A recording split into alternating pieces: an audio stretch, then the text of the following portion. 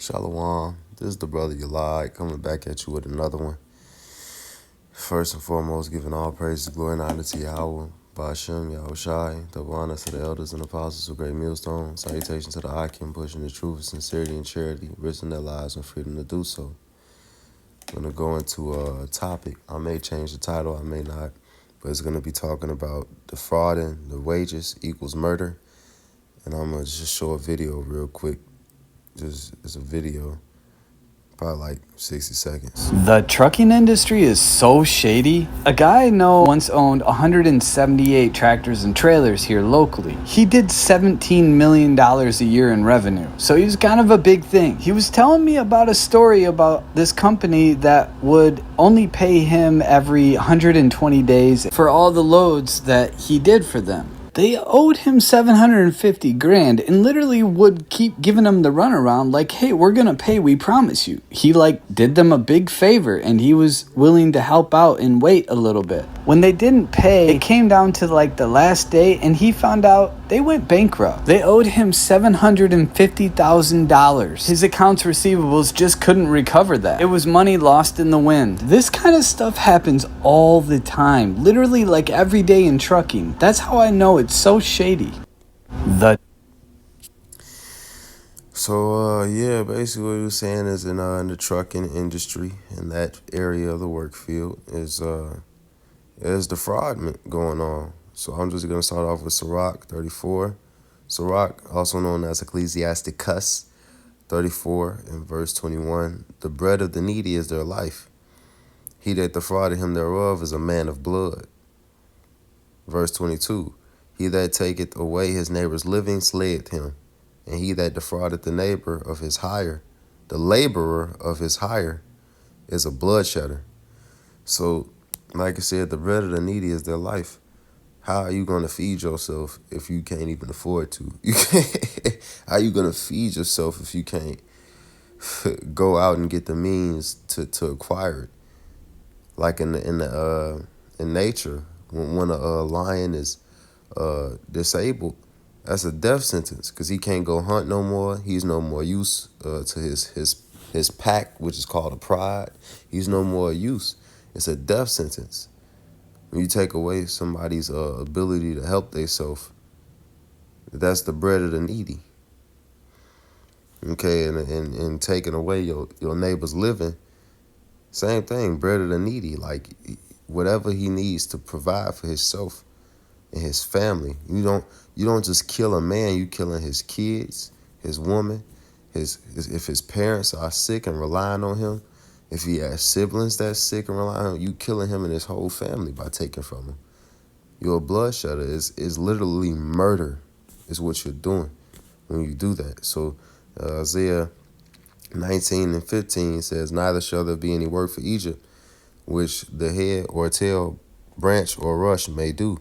So in the comment section, somebody said something to the effect that it says when money stops, the work stops. And that's very true as far as economics. It does, because people can only go so long working for free. The people have needs. They have things that need to be fulfilled. You can't just keep working somebody for free and not giving them their hire or undercutting them or using, which I could be wrong about this. Seems like a form of usury, because usury is interest when you having them overpay, but you undercutting they money. It seems like usury. I could be wrong, could not be usury, but it seems like it may fall under that law of usury, not giving somebody what they that's also a part of the laws too. The law, statutes, and commandments, not giving what you owe. But people can't go on like that for too long. It's a limit. And if you push people to the limit, you gonna get exactly what you asking for. So Ecclesiastes 12 and 3, and the day when the keepers of the house shall tremble, and the strong men shall bow themselves, and the grinders cease because they are few. So those workers, they gotta stop working. It's too much. It's like when you go to a store, or you see that like, man, y'all don't need more employees in this. Like You got the person that got to be the manager, the cleaner, and the cashier, and everything, all the above. Like, y'all need to hire more people. But because we in a situation like this in this day and age where there are inflation, there is stipulations going on in the economics. Some of these businesses can't afford to hire more people, so the laborers are few. It talk about that too in another scripture, but that's talking about the kingdom, really. That the men of the Lord are few compared to the people of the world that's surrounding them. But on a like literal level, the grinders cease because they few, because it's too much on their back, it's too much on them, and over a while, what this society will do to a grinder is a little stack right here, a little stack of hay right here, a little stack of hay right there, a little stack of hay right there. And then next thing you know, what is it called?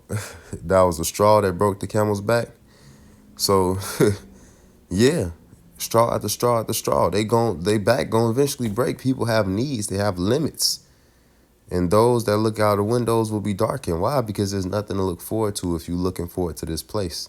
This is the end of this place. Ecclesiastes 12:4. The door shall be shut in the streets when the sound of the grinding is low. The sound of the grinding low. Hey, ain't much work to be done.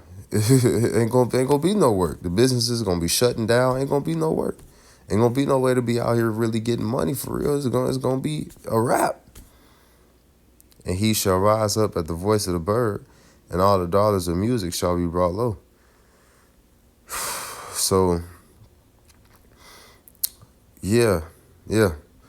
It's a domino effect toward the end, because really, of course, it's the Lord that's doing this. He sends the plagues.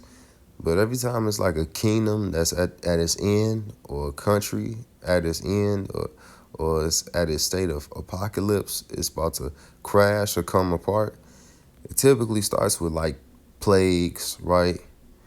Or pandemics. It starts with stuff like that. And then there's shortages that follow after it. And then it's wars over the scraps. Because people, they can't work while being sick. So therefore, like, the produce starts to slow up. See, when the grinders, it said because there are few people taking off work because they sick or they afraid of getting sick, then that means the produce slows up. It becomes less. And then that's what creates inflation. It creates famine because it's a lack of people working. It's a lack of product being pushed through, versus if it was the same amount. If it was 100 people on a shift and only 20 people came in because of this disease that's out, or this thing that's out, you ain't gonna be able to push as much product. And then there's inflation.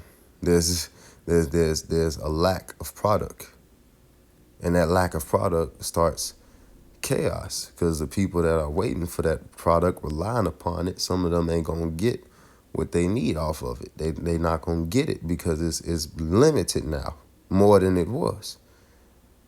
This is basically the four horsemen of the apocalypse. Is basically what it's going into: the plague, the famine, the war, and the death.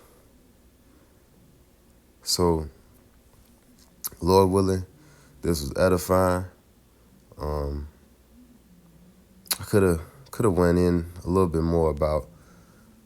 I'm gonna go in just one more, because this is all happening because the world is given into the hand of the wicked. Like it says in the book of Job, the world is given into the hand of the wicked, and people have to pay for their iniquities. Everything is gonna come back on people who have done wrong. And when the Lord returns, everyone will be rewarded for what they've done, good or evil. They will be given their proper portion. So with that, say all praise, glory, and honor to Yahweh Bashim Al Shai. Double honor to the elders and apostles of the Great Millstone. Citation to the I can pushing this truth, sincerity, charity. Shalom.